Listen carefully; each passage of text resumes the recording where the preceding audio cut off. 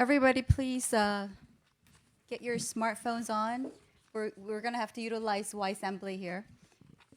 You probably have received these red notes in front of you, and what it does is it makes you interactive with us. And I get your questions and comments on my iPad, whoops, right here.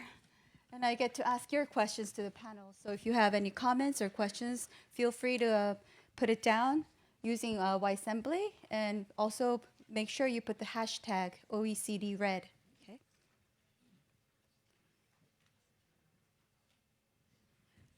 Would you like to begin?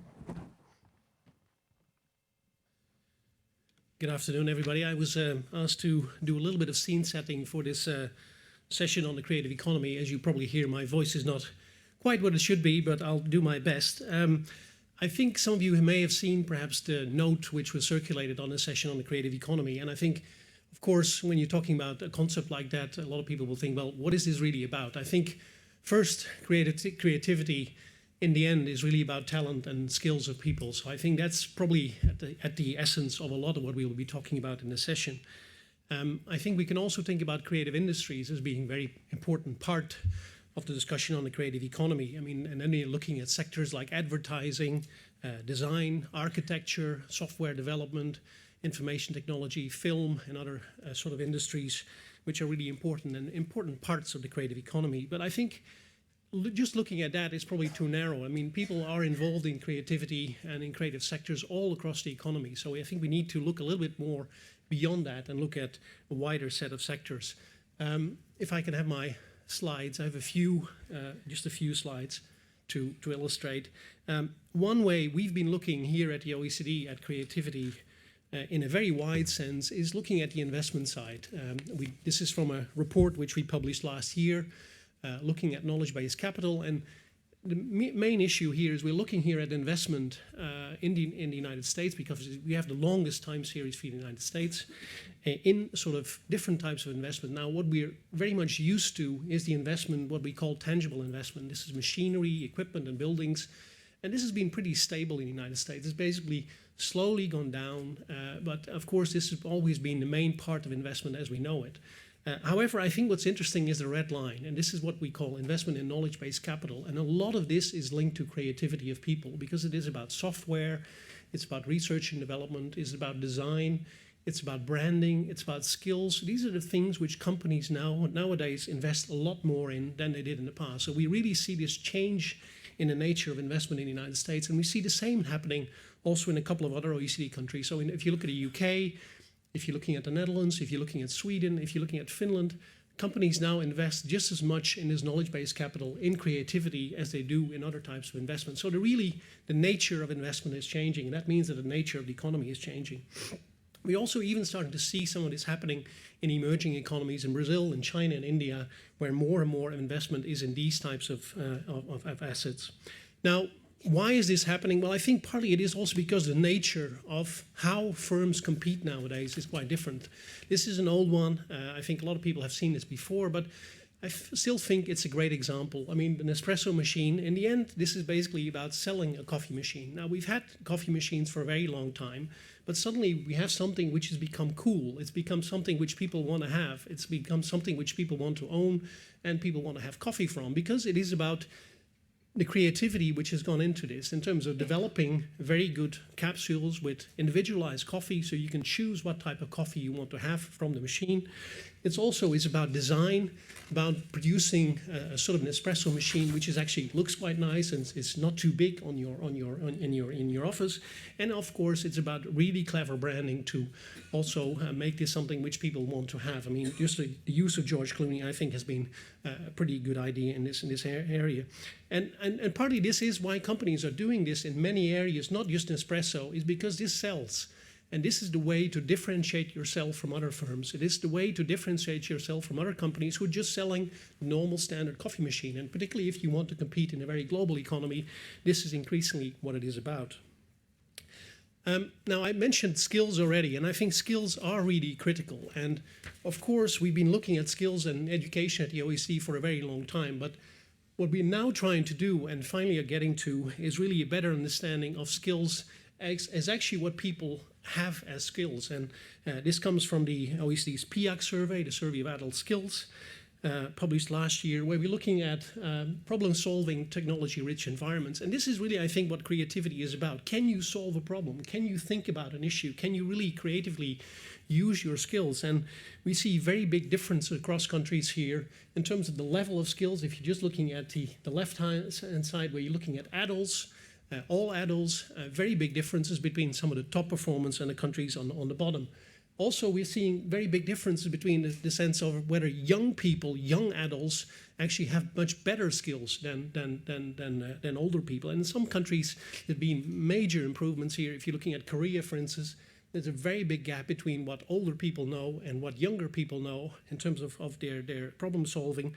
But that's not the case for all countries. And I think to really make sure we improve in this area, to improve in terms of skills is really critical.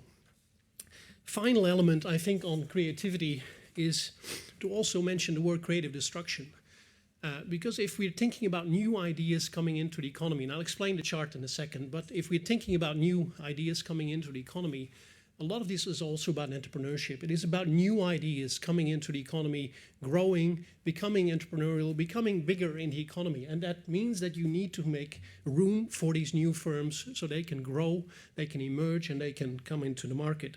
What we're doing here is basically work across OECD countries. We have 18 at the moment, most of the G7, including the United States.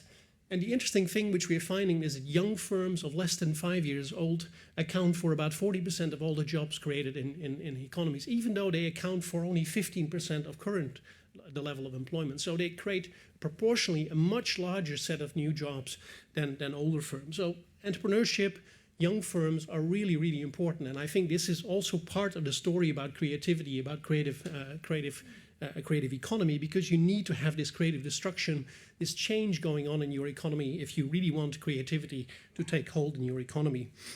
So let me end by just a few things on new policy thinking on the creative economy. And I think we're still really also here at the OECD at the start of thinking about this. We put out this book last year. There's this nice publication from our Syria Center for Research and Innovation on art for art's sake, and also a publication from Nesta. I think what is probably the most important is that there is a much greater awareness of the role that creativity plays in our economies nowadays and why it is important. I think skills are really key, but not only just the old skills, the ones we've been teaching at universities and at educational institutions for a long time, but more creative skills, different skills, and we have to change those over time. And then also I mentioned already scope for entrepreneurship and scope for the creation of new firms, because this is how new ideas also feed into the economy. And then there are some specific issues which really I think are important. Design, the role of the internet as underpinning much of the creative economy. These are, I think, really important issues as well. This is a big topic, lots of angles for the discussion, and that's why I turn back to the moderator for the panel discussion. Thank you. Thank you, Dirk.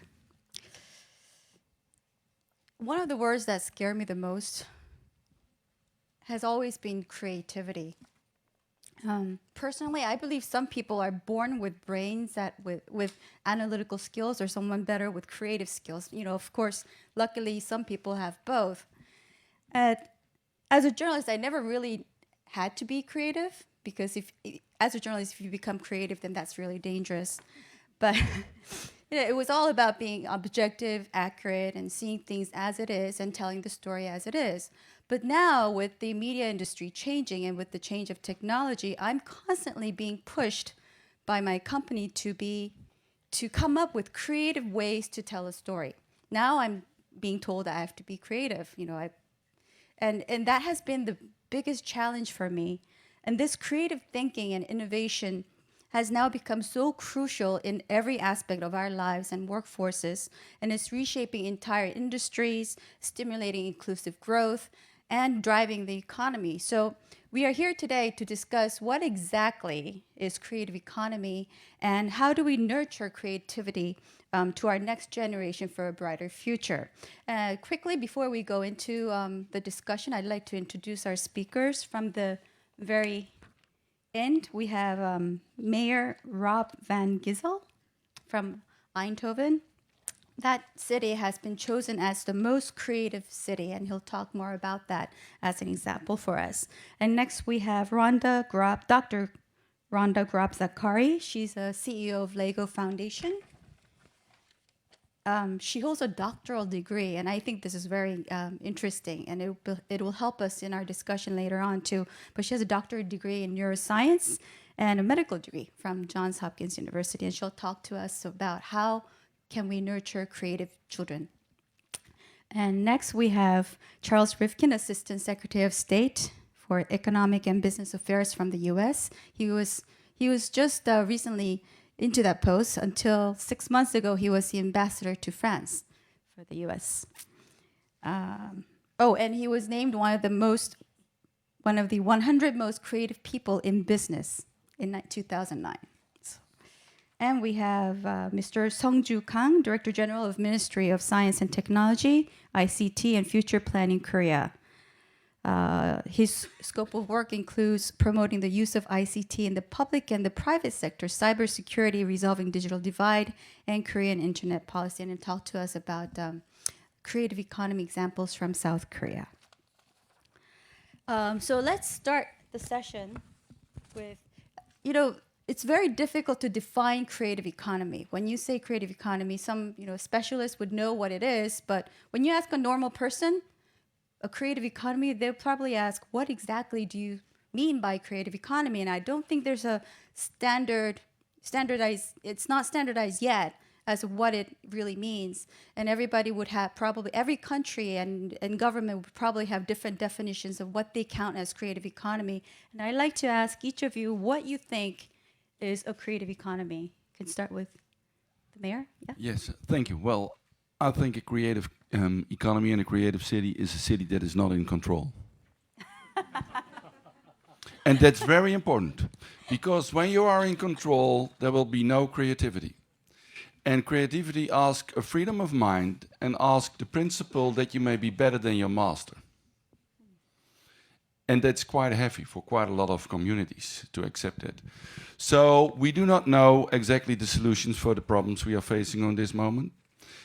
Einstein worked in Eindhoven at the physics lab from Philips. They started in 1918. And one of the principles was, when you do not know what the solutions will be, give anarchism space in the lab.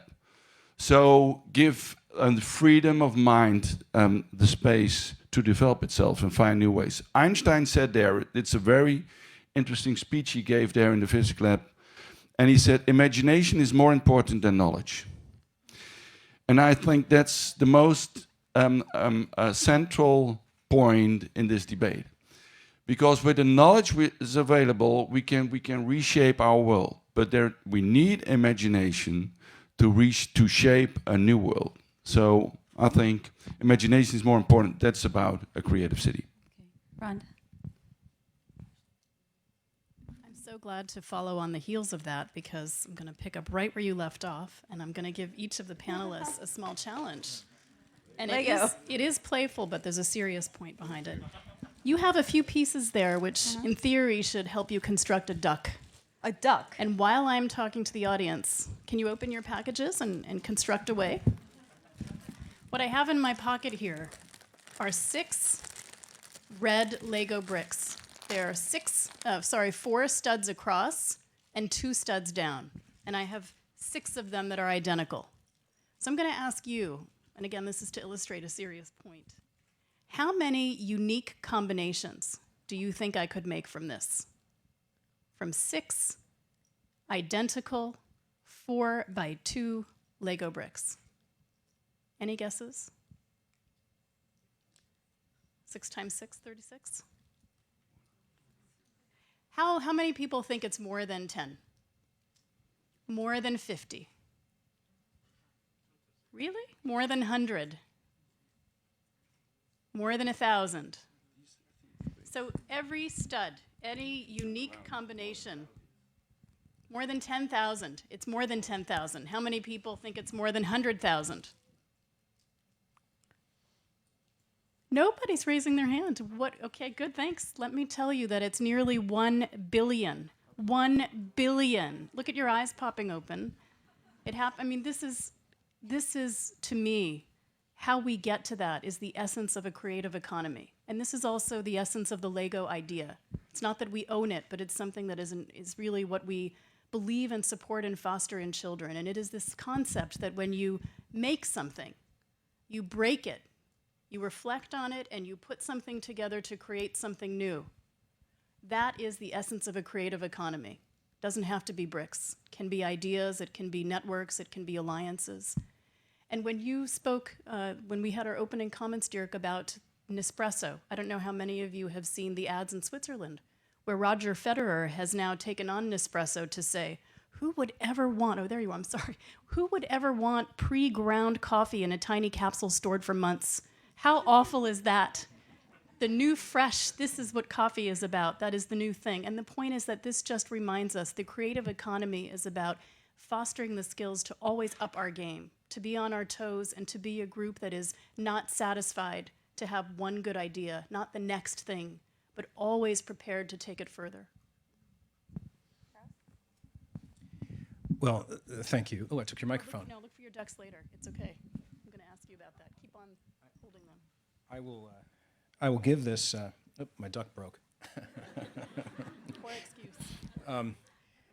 As I give this poor excuse for a duck to my colleague, I'm reminded why I like being in the business end of creativity. I love being surrounded by creative people, but I wouldn't put myself in a room to create a duck.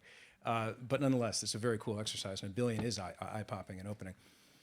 If I could say, before we begin, I want to acknowledge the presence of Ambassador Johannes, our U.S. ambassador to the OECD, who's here just for a few weeks, but a real honor to have you here, sir. I wanted to say, you asked a broad question about what is a creative economy, and you're going to get different answers. But I want to say that I'm thrilled to have a chance to be on this panel because I have an interesting perspective and background. In that, as you mentioned, I served as the U.S. ambassador to France for the last 4.5 years, and I've now been asked by the Secretary of State to run the Economic and Business Bureau at the State Department, giving me both experience in economics in the field and back at the main state building. But before that, I ran creative companies, and I ran creative companies both in Southern California and in Northern California. And my answer to the question about what is a creative economy begins with the individual and making sure that that individual is empowered to be creative and not scared of failure. And one individual that influenced my life that I wanted to mention just briefly is a man named Jim Henson. For those of you that don't know Jim Henson, he created the Muppets, the franchise.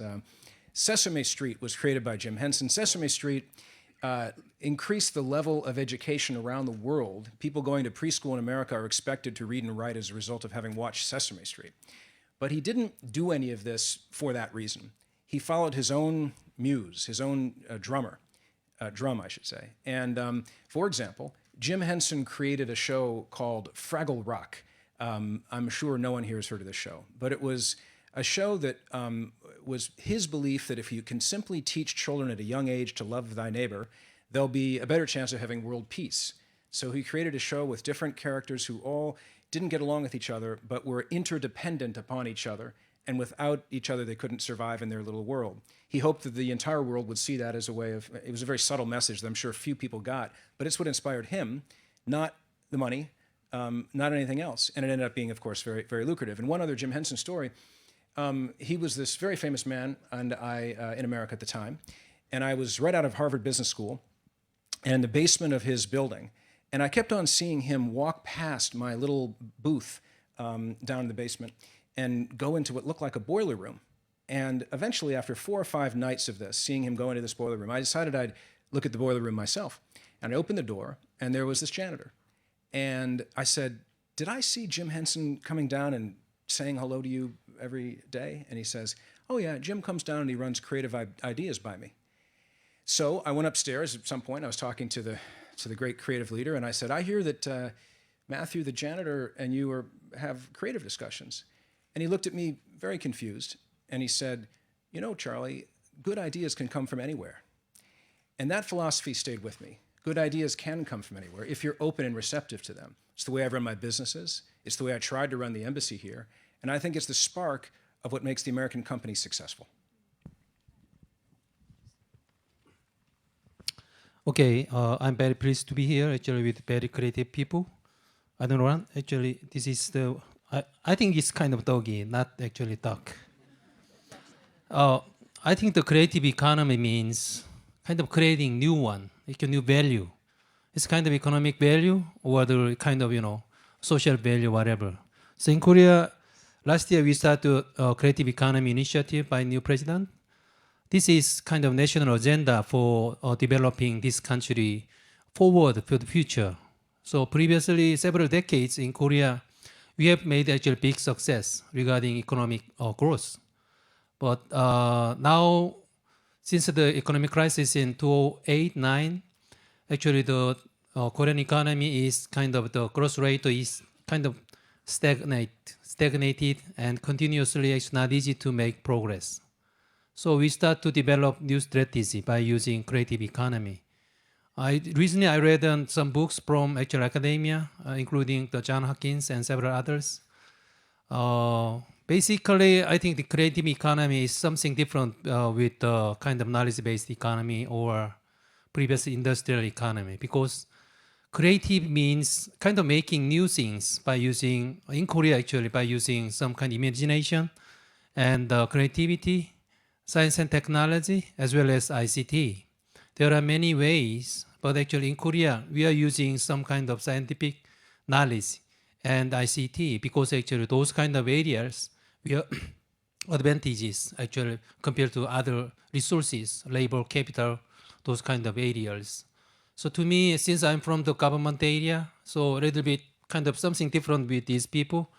But I think the creative economy means something actually new one, new value, creating new value for the people or for the country. Well, you mentioned knowledge-based economy, and when I was doing some reading, I realized that everything is gauged by gauging knowledge-based economy. The OECD figures, the graph that you showed also was based on knowledge-based economy. What about the others? How do you differentiate knowledge-based economy and creative economy? Is that the same thing or is it different? Well, it's completely different, I must say. But well, I support the point about the individual. We were 3 years ago. The city of Eindhoven was named to be the most intelligent community in the world, and I came back to my city, and I said, well, they said that we are the smartest region in the world, and that's not true. That's not true, because it's all about people. It's people in the city connected. And, well, of course, we need technological-driven people, like you say, knowledge-driven people. But when you combine it with the people from the creative sector, what we say, the interdisciplinary cooperation, then you get completely other solutions. Let me give you an example from my own field. I'm a mayor. Normally, my toolkit is rules, regulations, measures, that kind of shields, that kind of things. We had prostitutes. I'll be honest, I'll be open. We had prostitutes in our city, drugs-related prostitutes. We do not want them. That's not perspectiveful for these girls. So we want to solve this problem. In the past, you put police officers and that kind of things and regulations. Now we ask designers to look to this problem. And then they said these girls, they are dependent from the pimp, they are dependent from the drugs runners, and from the social helpers. And the last one you have to cut off, because the people who are helping these girls are keeping them in the situation as well. And there is an independence between these two. So we cut it off, this relation, and then you ask the girls, what is the aim in your life? That was not on that place, and it was not heroin. So we worked on this new aim, but it's completely, and it helped. It helped really much. So you're saying it was a citizens' campaign to get rid of the brothels? Now, what we did is to ask them, these girls, what is the new aim? What is your goal in your life? So, and then they want to get out of the prostitution, and then we help them to get out instead of keeping them in and keep the situation acceptable. For example, in Helsinki, designers are on nearly all the ministries, working there and looking, how is it organized? How can we do it another way around? And maybe I give you a last example. It's creativity and it's a way of working as well. We sit together as a government and knowledge institutes and health insurance companies, and we ask ourselves, what is the problem about health? What you see now is that we are managing diseases. What we want to do in the future is managing health, and that's something completely different. And you need a completely different technology. Because, for example, if you got a plaster here and it's giving you the data about your vitamins, about your minerals, you know exactly how your body is functioning at that moment. We do not know that. You don't know it on this moment. But when it's going wrong, you go to a hospital. That's quite expensive. We can be preventive. But then we have to join forces, and collaboration, combinations between all the different sectors is very important, and end users from the start bringing into the process as well is very important. It's quite interesting. So you're saying in Helsinki, in each government departments, there's a designer who comes with creative thinking. Are they? And I think it's important. We do have now a very tight relation with Singapore. They organized the Industrial Design University. But then it was a university about knowledge. We got a design academy in Eindhoven, and that's about creativity. It's not only design. Design is not only the outside. Design is thinking about the procedure, the whole way of manufacturing. It's how products are placed in society. So we do have a relation now with Singapore, and it opened eyes over there because you have to look on a completely different way. It's what we called design thinking. Rhonda or Charles, you have anything to add? Yes, actually. I appreciate the mayor's words, and I agree with them. And as Secretary Clinton once famously wrote, it takes a village. It's true. It's more than the individual. But I think it's more than a village as well. And what drives a creative economy, a lot of friends of mine here in Europe have said, why is it that Google and Facebook and Amazon and Twitter and all these companies are formed in the United States? You know, where is the world beater in digital technology in the creative economy that you find in Southern California with our movie studios and video game companies that are one of America's greatest exports? And they are not only exporting goods, but they're also exporting culture. So why is it that these startups aren't as visibly taking root elsewhere, and let's even say Europe? And this is just my theory, so forgive me if you disagree with it, but from my standpoint, something very unique happens in the Silicon Valley area. You have access to capital. About 1/3 of the capital investment in the United States goes into technology investment at this point in time. You also have a really interesting nexus in Northern California of talent, capital, and universities, education, to talk about the knowledge-based economy and the creative economy. They're linked and interrelated. But the third thing is more cultural, societal. In America, and I think it's very much part of the American dream, it's okay to fail. In fact, sometimes private equity firms like it if you've failed, especially if you've learned something from that failure and won't do it again. But many of my friends in Europe tell me that if they start a business here and they fail, they often have a hard time getting financing because they're deemed a failure. And sometimes it's hard to jump off that trajectory and that track and take risks. And you mentioned that you didn't feel that you were raised in a way that gave you made you comfortable with creativity, even though I would argue that everyone is extraordinarily creative when they're born, and it's all in us if we can unlock it.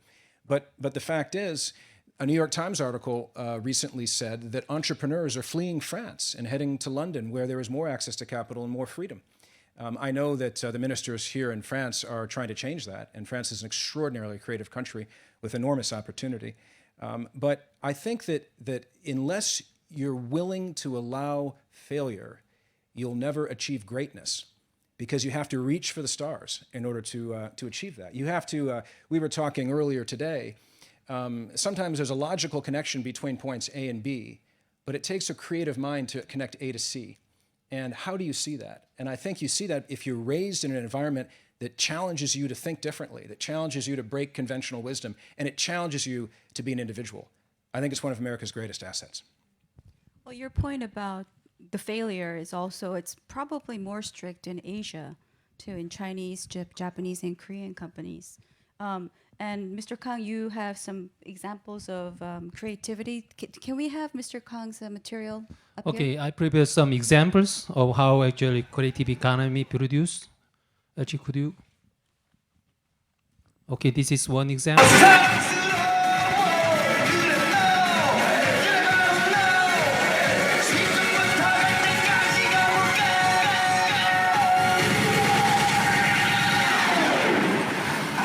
Oppan Gangnam Style. Okay, that's it. Thank you. This is contents, and I actually the convergence of contents and ICT. Actually, this is not real the show. Actually, this is hologram show. Recently, 2 months ago, in downtown of Seoul, actually they start a new business, and actually you're gonna see in Los Angeles maybe end of this year, and Beijing maybe actually end of this year also. So this is what kind of creative economy actually looks be. And maybe actually there is another example. Okay, these young kids, actually university students, 9 students, they are using actually kind of solar energy to clean up the street. There are two cans, and actually on the top of the can, actually you can see solar cell. Actually, the can actually full of the garbages, and actually the solar cell energy could actually condense this kind of the can, the trash can. Another one. This one, how traditional steel industry could be actually productive by using new imagination. In this time, actually POSCO, one of the steel company in Korea, and they start to actually new trial by using ICT to make steel products. So actually, what I actually have provided this is, in the beginning, actually the singer, actually entertainment business, they're using creative thinking to actually make some money, of course, and actually they're gonna make a big progress by using ICT. That is kind of one example, and another one actually how we can actually the society economy is more sustainable by using creative thinking, and actually start up the young students, university students nowadays, they start to kind of some kind of startups. Previously, actually in Korea, as you know, it's kind of a little bit conservative society. It's not easy to make some kind of money because of the actual financial system was operated by a little bit kind of conservative way. If you have some capital, actually those capital could go to actually Samsung or those kind of big companies rather than startups. So nowadays, but actually government changed the rules, and actually crowdfunding is not yet kind of the legislated, but nowadays financing is not comparatively actually easier, but actually many kind of public funds and private funds could be available by using venture capital and their angel funds, accelerated, etc. So young generations, they are using creative thinking to actually make a business building. And this one is kind of how the traditional kind of, it's kind of the steel industry, automobile, and the textile industry and chemical, those kind of, traditional industry could be creative by using, it's kind of new way of working, new way of producing new products. So these examples could show how our economy or how our society could be kind of, move forward by using creative thinking, as he said, imagination and actually creativity, or somewhat kind of organized knowledge. I mean, science and technology, or even the ICT. So there are many examples, not only in Korea, but also many other places, including Eindhoven and many other countries, and the western part of the US. It's quite interesting, these examples. It covers such a large variety of fields, and it makes you wonder what constitutes creative economy. How do you gauge creative economy? Maybe this is a question for the professors or someone from OECD. I mean, when you talk about stimulating growth through creative economy, how would you value or define creative economy? Dirk, you have any comments?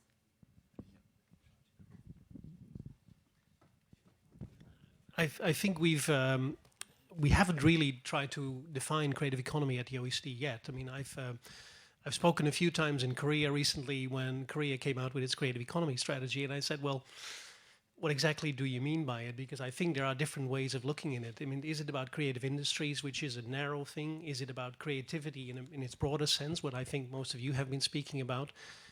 So I think we need to be a little clear about what it is about. I mean, I think because sometimes it leads to confusion and the debate isn't really helped by it. And at least if we then at the OECD want to think about policy and everything, then it helps if you're clear about what you're trying to achieve in this area, I think. But on the other hand, I mean, I think a lot of the points made are all.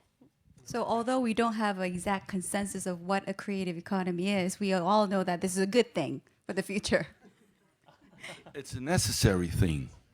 It's so necessary because all our vital systems need to be renewed. When we look to our energy or look to our food. Maybe I give an example about food. We need disruptive solutions, and that's creativity. Well, there is an example in the Rotterdam harbor. The Rotterdam harbor is bringing up a carbon oxygen, and they are bringing it to the glass houses. And then the glass houses bring the heat to the houses. Whoa, that's great. That's not great. Because the really solution about food is to get a completely different approach. We are working on this very moment, when you compare to the glass houses. We are working to raise plants with blue and red light. They don't need heat, they don't need water. We are bringing in the glass houses heat and water. But with red and blue light and with a good DNA recipe, we bring plants with 83% of the potential fruits. In the glass houses, we only raise until 13%. So, but in the half of the surface of the Netherlands, it's a small country, half of the surface of the Netherlands, when we use this surface for producing fruit and vegetables, it's more than enough to feed the whole world.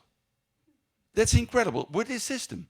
So this is not a system that, well, it's not about grain, it's about vegetable and fruits, but you can use it in Singapore and in Shanghai, in the middle of the city, in huge buildings. And then there is no logistics problem anymore. We can solve all kind of other problems. That's disruptive, that's creative, that's another way of thinking, and that's necessary. It's not only about technology, it's thinking out of the box, and it's that combination that's reshaping the world. If I could just jump in to say that from my vantage point, to see a mayor of an important city speak about being disruptive and speaking about creativity and willingness to challenge, that is very refreshing. That should be an inspiration to all, because that can absolutely inspire a people and a community and maybe a country. And anyway, thank you for that. I do want to mention one addition, which is, well, whatever it is, we can all agree on when creativity is involved with the creation of something, it generates intellectual property. And the one thing we can all agree on is the need to protect that property. And the United States State Department is doing that every day. We are working around the world with our partners and friends to make sure that when an entrepreneur thinks of something that's innovative or creative, it isn't stolen from him. Because when you steal an idea, when you copy intellectual property right inappropriately around the world, you are taking away jobs. You're not only stealing an artist's innovation, but you're taking away jobs, not only in the direct food chain, but in the ancillary markets as well. So we can sometimes define something by what it isn't. And I can tell you that for sure, we're protecting intellectual property, and that property, in large part, was generated by a creative economy. You can share intellectual property as well. You can share it as well. What we found out for the Philips company, when you look to the Philips company, Philips Electronics, half of the products were not available 2 years ago in the market. So they have to speed up their processes. You have got a life cycle 4, 5, 6 years. That's quite expensive. It's Samsung and Panasonic are working in Eindhoven together on research and development. That was impossible 5 years ago. Now they try to share their knowledge, their workers, their all kind of facilities.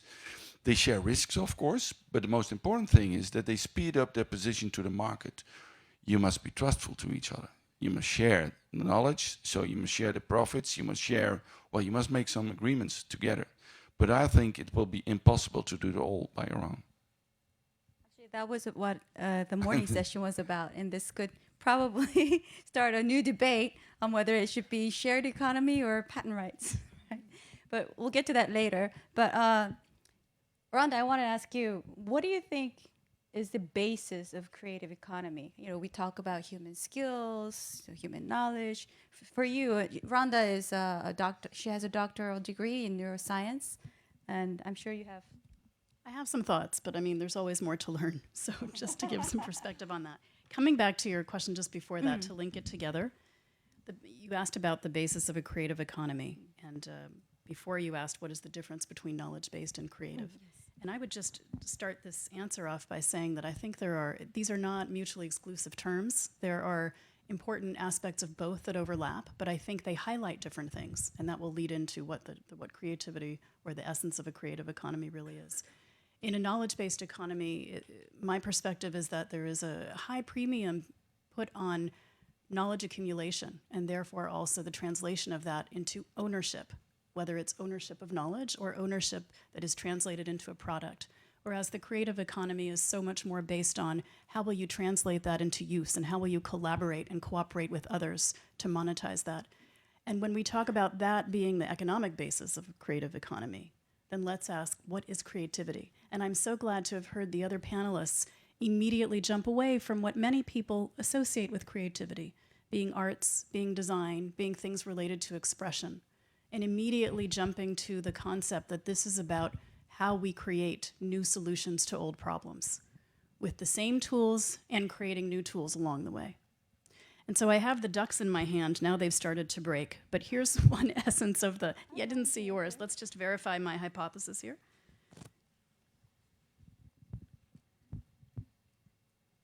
Everybody has created a different duck.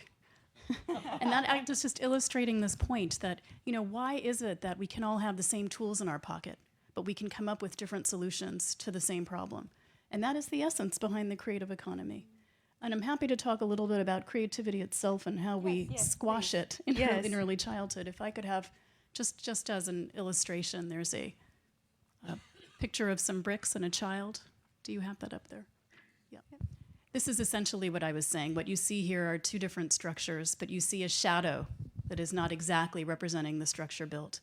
And that is the essence of creativity, of getting from point A to C without necessarily stopping to B in between, of seeing something different than perhaps what everybody else sees.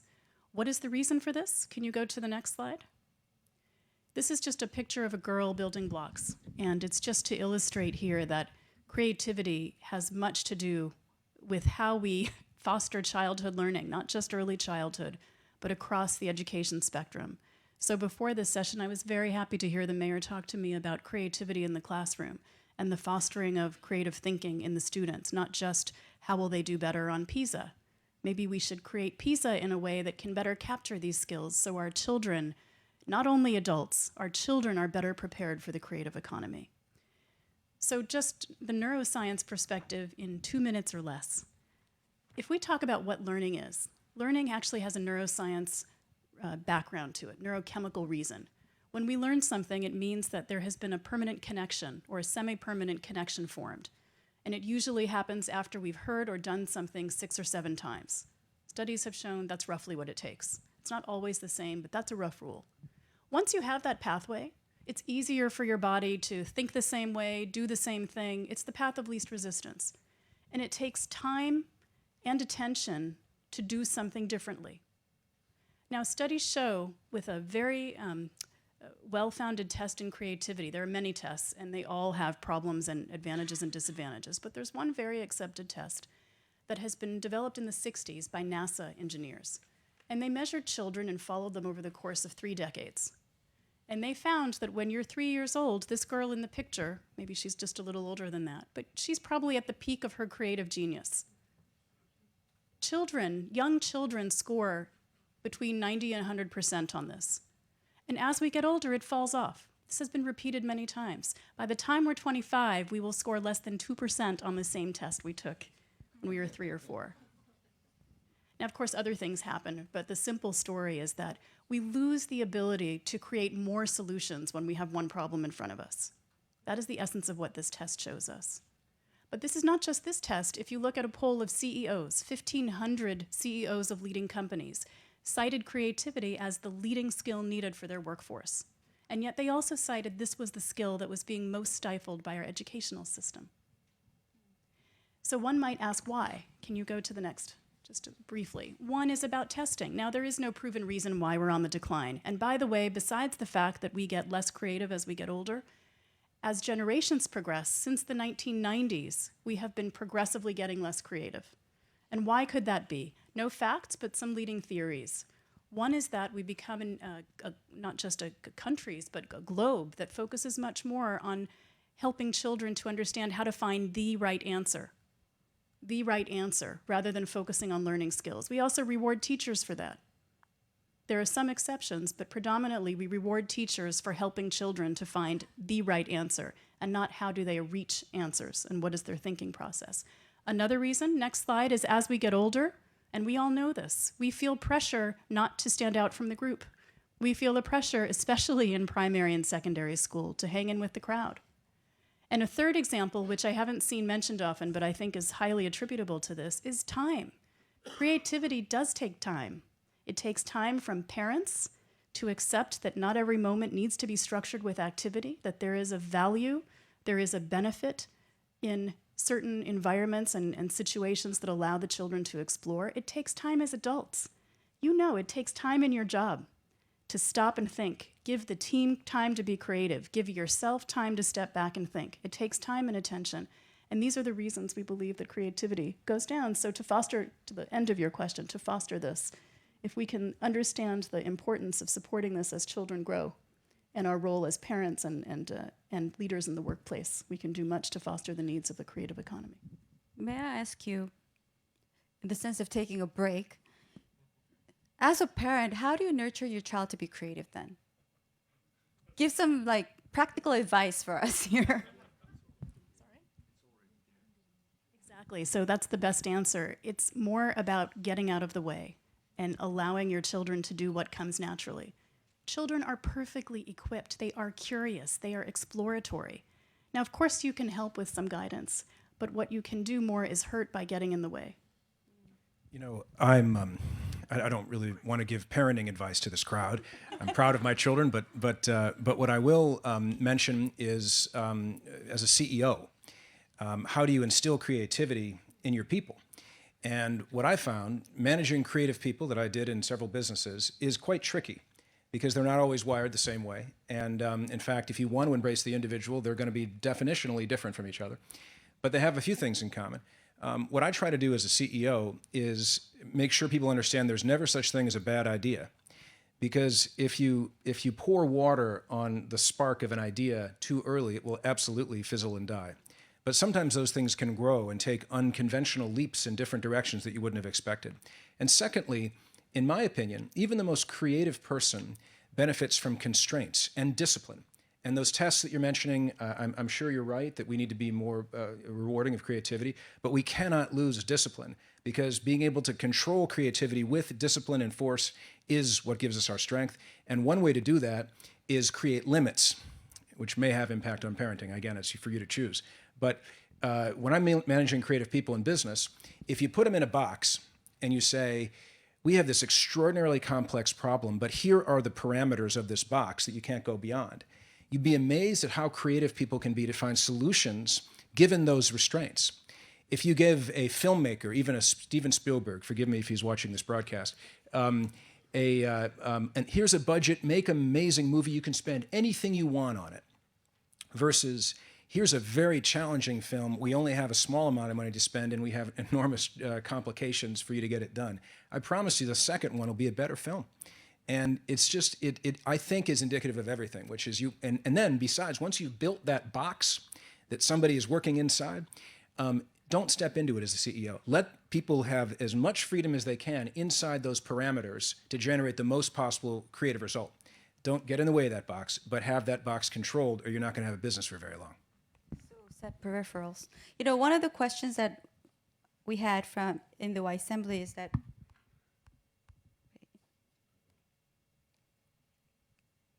I see it in the screen. It says, what is the most influential action that a private sector corporation can take to enhance creativity in the workplace? It's kind of related with what you had just said, but if Mayor or Mr. Kang has wanted to add anything to that? Okay, actually, just to go with the basis of the creativity, and actually Charles provides some kind of example. How we organize those kind of creative activities into the macroeconomic perspective, how to make our whole life getting better by using the creativity is kind of the issue that we need to solve. So each country or each economy has some kind of mechanism system. Some people who have some kind of creative idea or the business model, actually he or she can make some big kind of the profits or social kind of the recognition. So how we organize, how we promote those kind of the individuals or the entrepreneurs could be make better off. So that is our kind of question as the government or the public sector. We need to kind of promote the educational learning system to improve the level of creativity by using the educational system as their country. And there's kind of taxation also, and the financing system as well. So we need to develop to provide incentive those people or the business to make grow actually to utilize this kind of creativities. This is a big deal, and there are several kind of barriers as well. Just the go Charles said, actually, patent or the IP. Sometimes it promotes those kind of creativity, but actually sometimes they actually prevent from those kind of progress. The patent law actually 20 years, the Philips and the Sony, Samsung, and IBM, those companies, they utilize those kind of patent kind of the right. The meaning actually other people they cannot utilize in many cases. Nowadays, Creative Commons movement is coming. And another barrier is nowadays we can see some kind of creativity divide among those kind of areas, Eindhoven, and some kind of behind city in Netherlands, in China, in Korea as well. And some countries who have more kind of PISA score or creativity level, actually Doug just said actually we need to develop some kind of indicators anyway. So they kind of the barriers we can see, creativity divide or whatever, actually we need to kind of make a gap, those kind of divide by using some global collaboration or by using the platform OECD like this. So there are many barriers. Of course, there are some opportunities. We can talk maybe later. Actually, you mentioned gap, and that is probably one of the most difficult and challenging questions to the global community now. The gap between the developed and the developing worlds. How do you see any creative solutions to that? Well, I think that there are great opportunities. They can skip some steps we had to do in the past, and they can hop in on this very moment. For example, I see in Rwanda, Africa, an attitude that is very perspectiveful for the future. But maybe on the question about what can you do as a CEO for your company to improve your creativity, I'm a CEO as well, but then from another level. And what I do, I go to schools. And here is somebody next to me, and she's doing a great job. Because I encourage our students, our schoolers, that's the young people, to participate in the World Lego League. Thousands of them are doing that annually. And they really think great things. I cannot reproduce them, but one of them is that one found out that when you got a heart attack, then when you cool your veins here, then the damage of the heart attack will lower. These are kids of 10, 11, 12 years. So one found out that you could take the cooler out of the personal computer, the PC, and then they made a device, something like that, and they went to St. Louis with this product, and it was awarded over there. They tried to make robots together, but not the robots we are thinking of. They are doing completely other things, and I think that's very important. The one when you go to a company, I think, well, maybe you can Google them. It's Holst. It's the first CTO of Philips in the Philips Physical Lab. And he had 10 principles in 1918, and they're still actual. The first one is bringing young people together. Let them go out, see what the world is bringing them and giving them. Let having them connections. I don't know exactly all the 10 of them, but one of them was, don't let the marketeers come in soon, because they will cut off all kind of creativity. go and people be in the position. But ask from what you said. They need to have some certain goals, of course. It's not going for free, but sometime, and that's serendipity, you find something you were not looking for. Penicillin is something that has been found we were not looking for. And great inventions has been found we were not looking for. And if we would have been in control, then we can better skip creativity and do the things we want to manufacture within 5-10 years. But did you know that the iPad will be there here in 2015, 10 years ago? When we were in control at that time, none of you would have had an iPad. And that's why creativity is so necessary. Well, I do want to stick with that question about how to close the gap between the developed and the developing world. But we'll come to that later. But your comment made me think: what exactly does Lego Foundation do? Quickly. Quickly, it's a great question because we have just transitioned from a previous setup. Historically, we've been giving Lego products to children in need. And why we're here today and why we're taking on this cause, it's so important to us to help focus on skill building, building critical and creative thinking, empathic global citizens, and lifelong learning. And we know we can do this by supporting hands-on, minds-on learning across childhood. So we do this in 3 ways. We share evidence that exists already and build new evidence in areas where there are gaps. We have programs in select parts of the world that we're beginning to build up, and we have some pilots that we are assessing the learnings from now. And finally, communication and engagement with those who are in position of decision-making for children's futures. What do you think?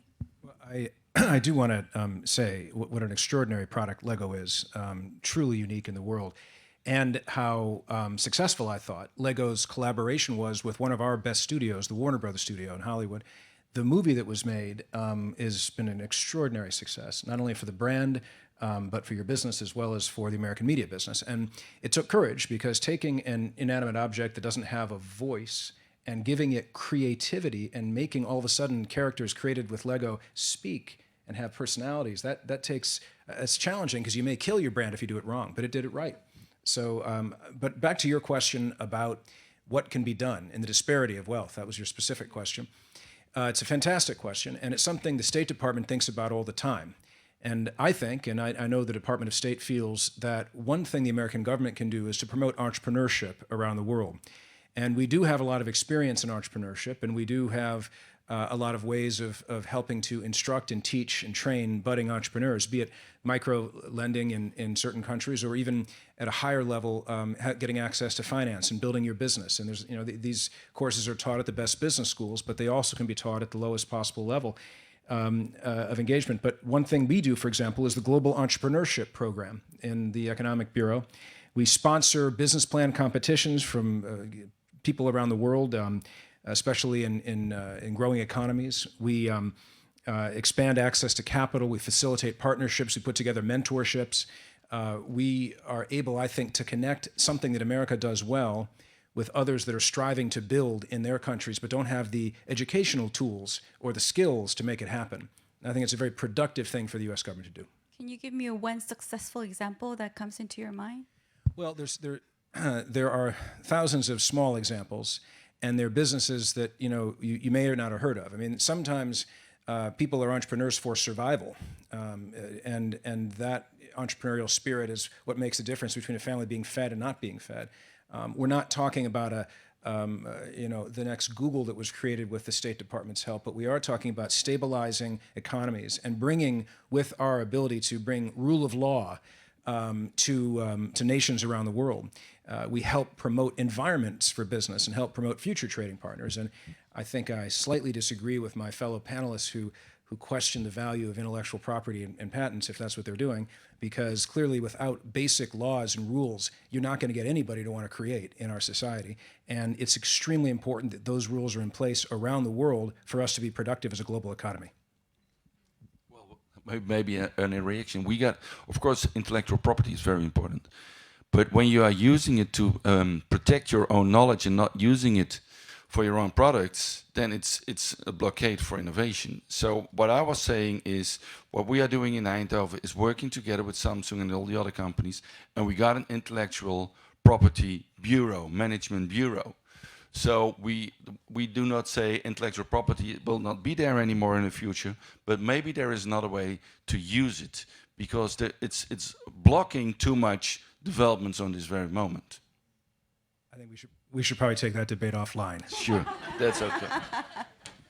Well, Korea is a good example of, in the old 20, 30 years ago, it was a developing country, and in order to catch up with Japan, US, or Europe, Korea really pushed into entrepreneurship, venture capitalism, and Korea has recently, with this current president, they have created a new ministry called a Ministry of Creative Economy, and that's been the catchphrase for her presidential campaign, and there's been a lot of things going on in the Korean government.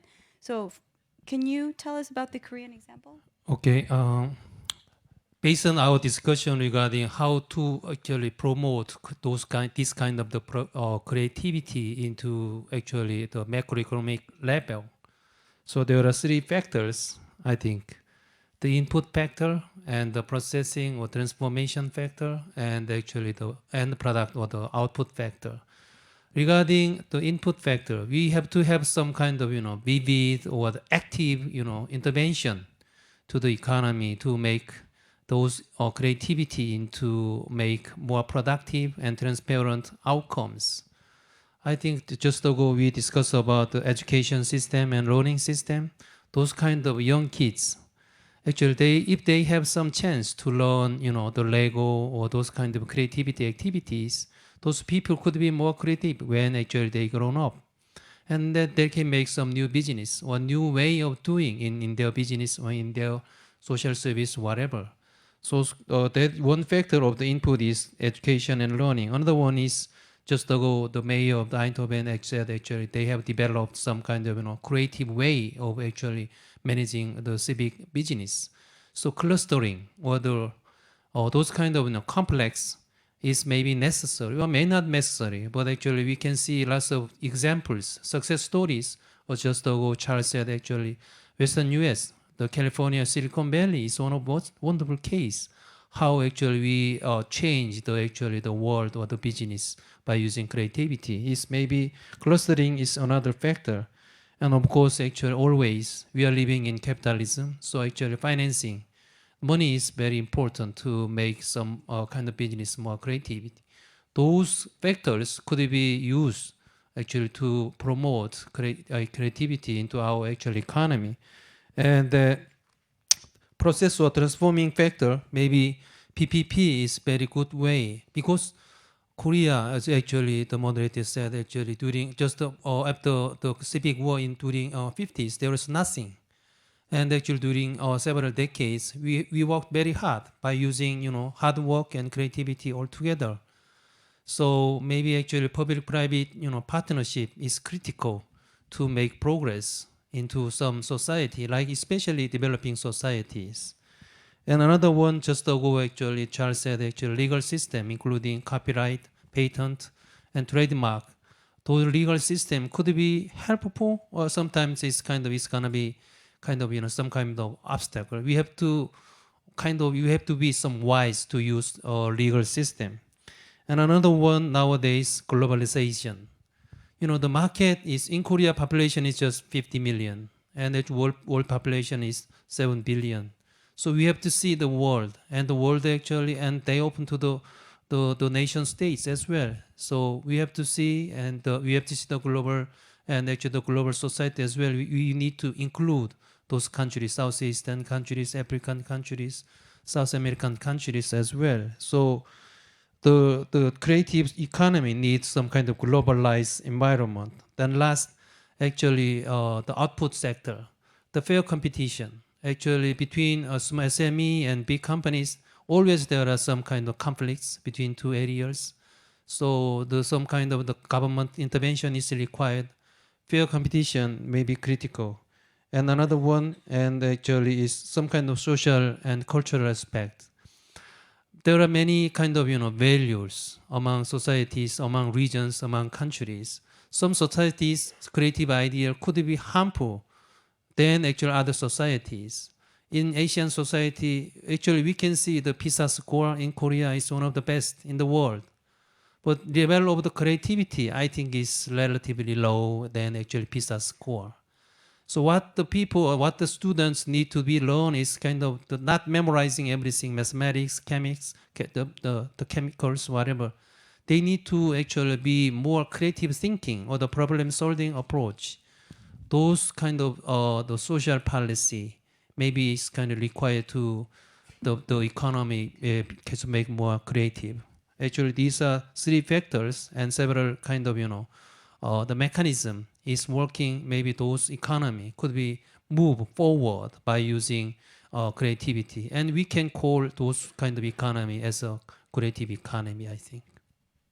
Mr. Kong is an official in the Ministry of Science, Technology, and ICT. And can you tell why Korea is so pushing into creative economy? It's very organized. Thank you.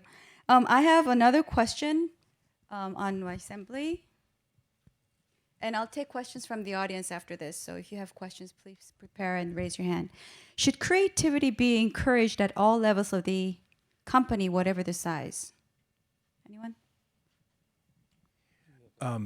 Absolutely. Company, organization, etc. Just one example on a personal level. My father served as ambassador during the Kennedy administration, and when he passed away while serving, an award was created in his honor that bears his name, and it rewards intellectual courage and constructive dissent. It's the only award in the United States government given to American government officials for disagreeing with the U.S. government, and for that I'm very proud. But disagreeing and dissenting requires creativity, especially constructive dissent. An organization, for it to function well, needs critical thinking at all levels. It needs people to ask why not as much as they ask why. And any organization that doesn't push creativity at all levels, I think, doesn't have a future. But as is often said, American phrase, the fish smells from the head. If the CEO or the mayor or the president isn't embracing creativity, isn't welcoming new ideas and new ways of thinking, then the organization will never adapt that philosophy. I think that's completely right.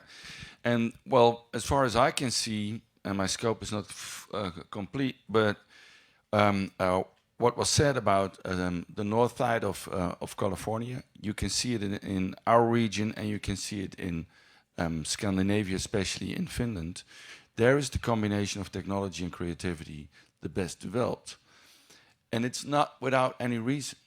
It's a region of, well, a liberal policy, a liberal society. It's a freedom of mind. It's another culture. And I think, well, you can say, well, we have to encourage CEOs to get creativity in your company, but you cannot do it like that. Then that's not about creativity. That's enforcing something that is impossible. It takes more than just saying, okay, now you have to be creative. So saying this, I see that people are laughing about it, but that's true. And everybody knows Yeah, it was it's hard not. for me to It's be not creative too. Sorry? It was also hard for me to transcend from when we became from analog to digital. I had to learn how to use computers and utilize technology, and also come up with creative ways of telling a story. It's what very we challenging. see is in our educational system, and it's still not on the level I would like to see, but it's knowledge reproducing system. And it's not learning about the new world. I'll go to the schools quite often and tell them, whoa, I'm jealous of you. You will see the world change we have never seen before. You will witness that. You will be a participant about that. That's giving a power inside that is huge. These kids, they like to think about this new world and feel them inspired. And I think that's about the essence, giving space to new developments and creativity. And that is something you cannot find all over the world. There are political systems that try to avoid creativity, because creativity, as I said, a freedom of mind is a freedom of politics as well. I do not say more, but then you understand what I mean. Yes, Rhonda. Coming back to the question that was posted, I think the only kind of people that would answer no, creativity should not be fostered at every level, have a different interpretation of creativity. And I can't disagree at all with what was just said here, but I'd like to take it one level lower. Because I think that sometimes, as you said at the beginning of this session, Juhi, and also earlier when we were preparing, you said, I didn't think I was so creative. A lot of people will say, oh, I'm not the creative one in my family. And that is when we think about creativity needing this big aha, or the Silicon Valley entrepreneurs that have these fantastic ideas. The factory worker who thinks about how to do something in a small way that makes it better than before, whether it's better quality or safer, or whatever it is in your job, if we start to foster the thinking that creativity is about how to take what you're doing today one step further, this is a way to demystify it and make it more accessible to people. And when we put it up on a pedestal and think it's more equated with a Nobel Prize or a major IPO, then we lose the people along the way. Do we have any questions from the audience? Yes.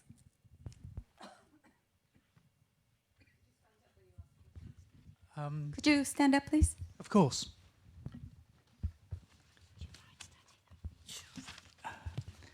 And let me introduce myself. I'm Francis Aldhouse. I'm here as a consultant to a big law firm, Bird and Bird, but my real interest is information rights. And I'm not sure that's particularly creative, but I come from working in bureaucracies for many years. And I'd be interested, particularly in Mr. Rifkin's views, in the light of some comments he made. Not every idea that people come up with is a good idea. And I have worked in organizations where new ideas were adopted because they were new and proved to be really very destructive. How do you control for that? It's an excellent question, and you're exactly right. I can assure you, in my life and experience, that I've seen personally that not every idea is a good idea. But you won't have the chance to see a good idea if you kill what looks like a bad idea too early in its development. I'm not saying that bad idea should be put on your desk as the CEO of the company, but I am saying that it should be able to develop until it can be seen whether it's a good or a bad idea. And give people a reward for trying, because if they're not rewarded for trying, they're just not going to try.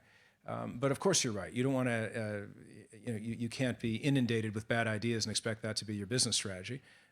But I think you'd be amazed at how many things that might have been considered bad ideas in their infancy ended up being, world beaters. I think a lot about some of the digital companies that have started up.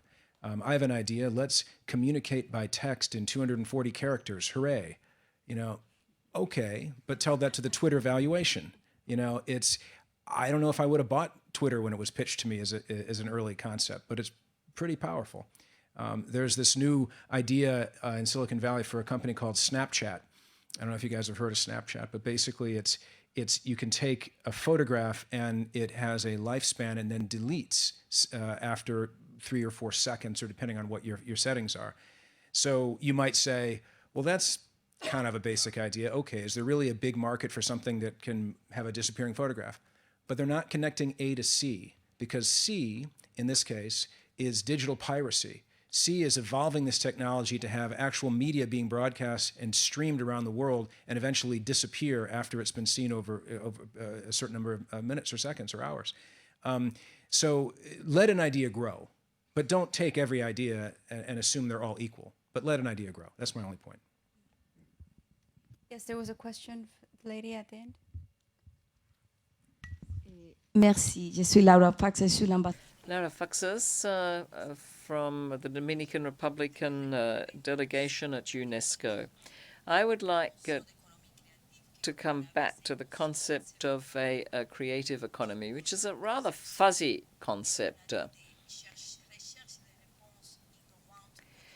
Obviously, we need innovative answers to today's problems. Obviously, today we need greater democratization, enabling all citizens to use new technologies to create new solutions.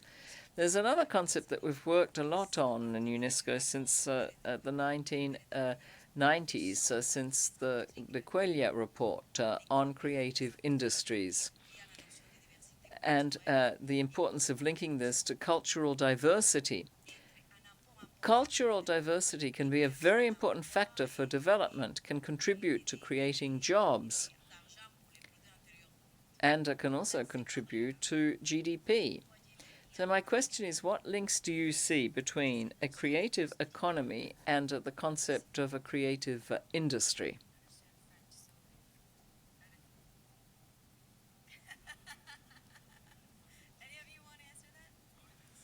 I believe that the creative economy, one of the biggest drivers, certainly in America, is the creative industry. But as you pointed out, or I think you did earlier, or maybe it was an audience member, that we didn't immediately jump to fashion and art and other areas of the creative economy when we started talking, because there's such bigger and more visible examples. But I will say that in America, when you look at one of America's largest exports, which is media, those are intellectual property based. Those are creative industries by definition, and they are central drivers to our economy. As I was saying, if 40% of a $15 trillion economy, 40% of our economy didn't exist 20 to 30 years ago. So that tells you a lot about where America is with creativity, and I think that the creative economy is driven by our creative industries. Yes. Please make your question short so we can have more questions. Thank you. Thank you very much. My name is Aldo Aldama from the Mexican delegation. Creativity challenges the status quo. And one of the most conservative sectors in the world is probably finance. What's your experience, Major, in terms of getting finance into your own creative ideas, your own solutions for challenges? How do you make them come into the equation? For example, in my country, the private commercial banks only finance 10% of investment, and the rest is for consumption. So there's no way. We need that. It's a good question. And it's a question that is concerning me as well. I quite often go to the United States and see what is going on there. And when you go to Silicon Valley, when you go to California, there you see that former startups who sold their products, their system, the application, they got quite a lot of money. They do not want to be a new startup again. But they like this environment. They like to be involved in a dynamic economic development. So they want to put their money in. And what you see in Western Europe, there are, well, especially my country, they finance trade and agriculture, but it's very difficult to find money for new innovations because they do not know exactly what the risks, how the risks are. And they do not have the spirit, and that's, I think, a really difference, and it's a great opportunity for what they managed over there in California and nowadays in New York as well, because it's hopping over to New York, and it's giving a fundament on new developments. And I think when there is one advice to Europe especially, but maybe in other places in the world, then we must make it possible. There is money available for innovation and for risk. And well, I do not know exactly how we have to organize, but there is a pronunciation in our economy, and that's about startups, and we have to bring them over the valley of death. And it means, whoa, I'm gonna start, and there's a deep cliff, and we have to get over. So there is a huge risk. I was in Taiwan a couple of months ago, and then the same cliff was called there the bridge to innovation. We are talking about the valley of death. They talk about the bridge to innovation, and that's something another way of thinking. That's creativity as well, but it's giving you another incentive to invest and to do things that are necessary. Well, for your Mexican example, maybe Korea might be something you might want to look into. Just I want some comments. Actually, I agree with the mayor, and actually one thing. When we think of financing for those people who have some kind of creative ideas or creative business models, Yes, I absolutely agree with the banking system.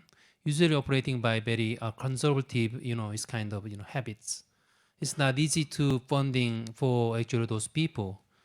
So actually last year, actually when we start to help those kind of venture startups, we asked for some venture capitals and some angel funds, of course the banks also, but they were very it's kind of not kind of the object, but actually very not easy to provide those funds. But the government pushed for it. Oh yeah, of course, but it's kind of the financial market is operated by the money, actually the market mechanism. So actually we derived two options. First one, the crowdfunding. But crowdfunding is maybe useful for some countries, but in Korea, it's kind of some people said, especially the Congress, the political world, is very similar with gambling or those kind of things. So it's kind of a little bit speculative rather than financing. So we gave up. Still some the kind of dialogue or the discussion is ongoing, but another way is kind of accelerating. So we drive that mechanism. So those people, it's accelerating business people. They find out some people who has very creative ideas, and they provide the mentoring service, and they make some kind of very strong business model, in addition to financing. So that is kind of something that actually it was helpful so far. So investing by banking or the financial system, traditional system, is not so kind of productive. Rather than it's kind of newly emerging way. For instance, actually accelerating or the crowdfunding. We have time for one last question or one quick question. Sorry.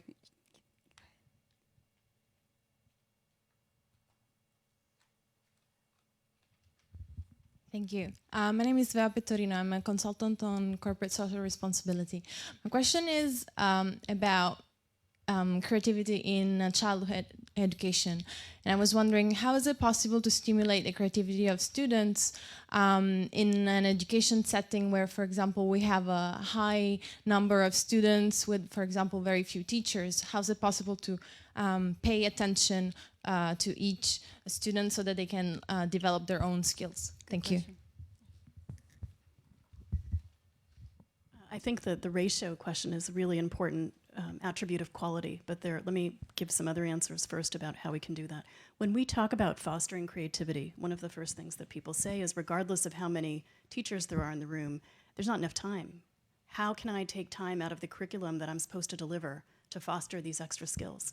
And what we do are show teachers, and it's not just our work, there's work from many other groups in the world who show how you can teach things differently. So play-based or experimentation-based. Let me just give you an example. I could ask you, what is 4 + 1? I could also ask you, how many ways can I get to 5? That's a simple, very simple, but this goes on. And so it requires also different training. Teachers haven't grown up learning that way. So there are some things that need a greater ratio of teachers to children, but there's also simply a different way of teaching things. And by being able to equip them with tools in their basket, not only materials in their hand, but ways of doing this in a group, which we've seen in places, for example, in Atteridgeville, outside of Johannesburg in South Africa, where there's one teacher to 70 children. We've seen examples. It's hard, but it works when you have the right preparation and setup. Okay, wonderful. Thank you very much, all. Can we give a clap for the panel? So, thank you. Thank you. I hope you all had a productive and creative time here. Thank you. See you next year.